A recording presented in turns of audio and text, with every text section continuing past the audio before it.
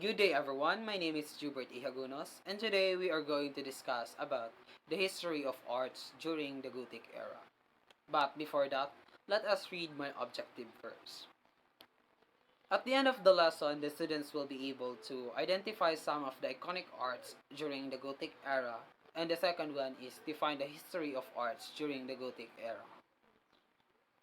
And now, let me ask you a question first. What do you think of when you heard the word Gothic art? Is it something like imposing cathedrals or creepy baby Jesus paintings? Probably not. Gothic art and architecture is more than its stereotypes. This art movement was dominant style for centuries in Europe and gave birth to some of the continent's most famous buildings and paintings.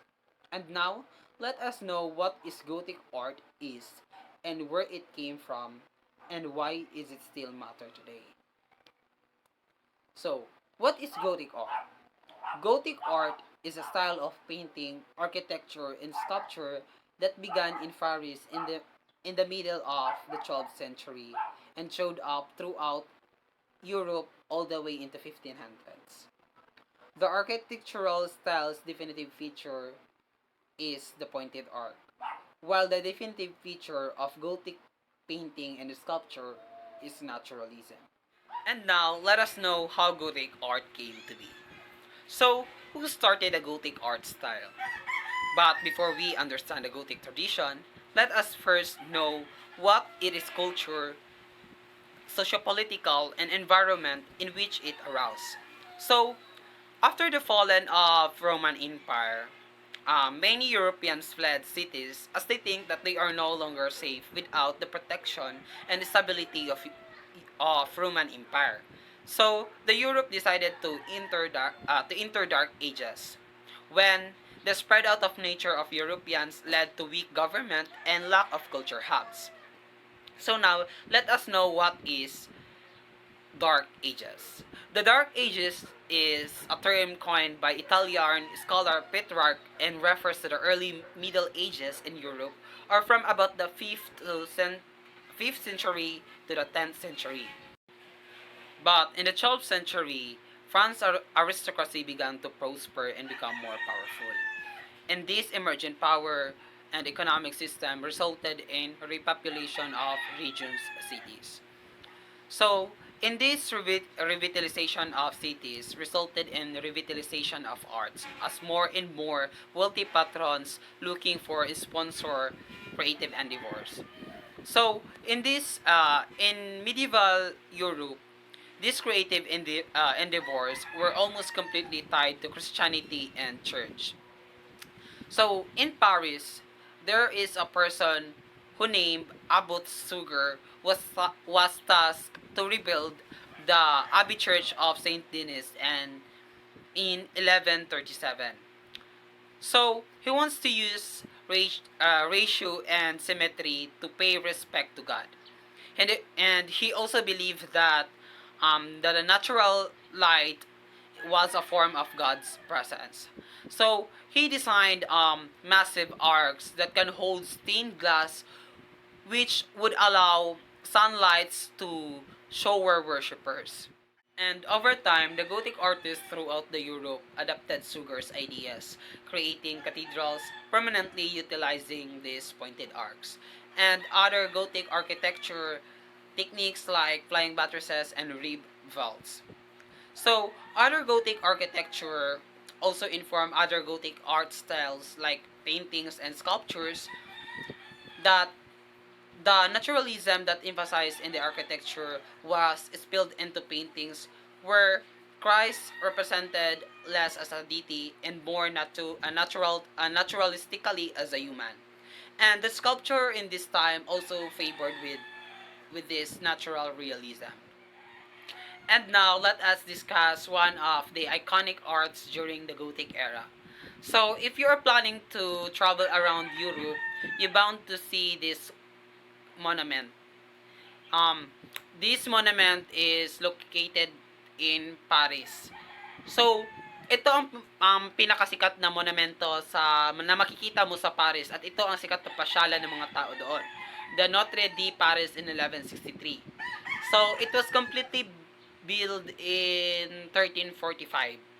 So, ang monumento na ito ay ginamitan din ng mga Gothic art styles ng mga in-apply din nila yung kay Sugar's na ideas like the pointed arcs, flying buttresses, and reeve vaults. And also, ang salamin nito is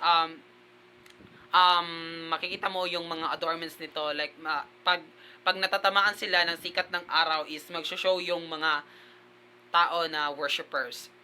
So, the next one is the Reims Cathedral in 1211.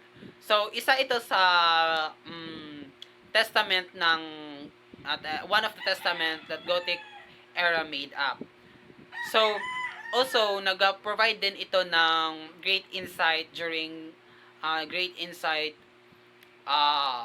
the evolution of sculpture during the Gothic era. So, as you can see, the sculpture is made up of human figure. Just like, example, a holy, as we can see in the picture, it was a holy figure of a human. So, the next one is the the riches the richest arts of the Duke of the Berry in 1412. So, this art is one of the most famous manuscript illumination during the Gothic era. So, isa ito sa mga pinakasikat na art na gawa ng Gothic era.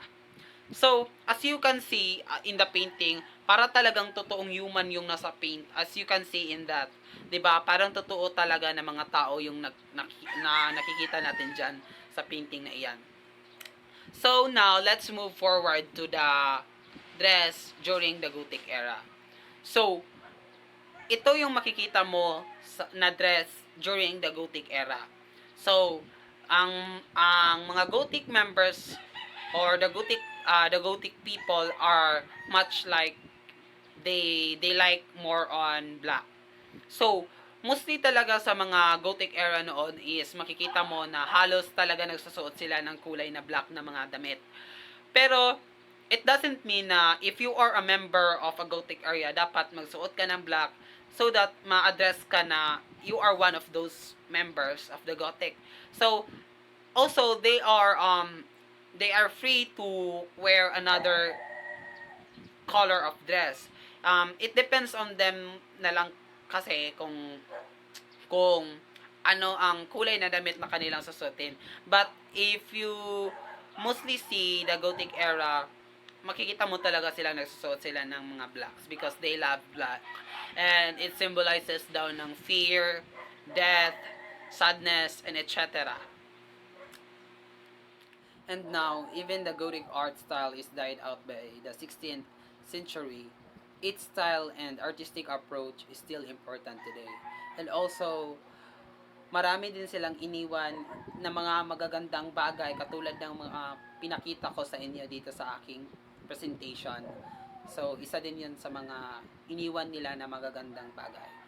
So, also, the important movement in human history which built on Gothic's fixation with naturalism.